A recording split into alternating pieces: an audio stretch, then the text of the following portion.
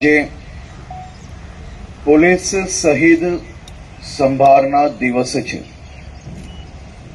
આ દિવસે દેશની સુરક્ષા, શાંતિ અને કાયદા માટે પોતાને શહાદત અને પ્રાણ ન્યોછાવર કરનાર વીર શહીદોને યાદ કરવાનો દિવસ છે।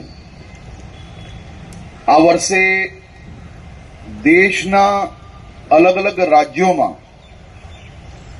191 પોલીસ અધિકારીઓ અને કર્મચારીઓએ દેશ માટે ફરજ બજાવતા પોતાનું સર્વોચ્ચ બલિદાન આપ્યું છે।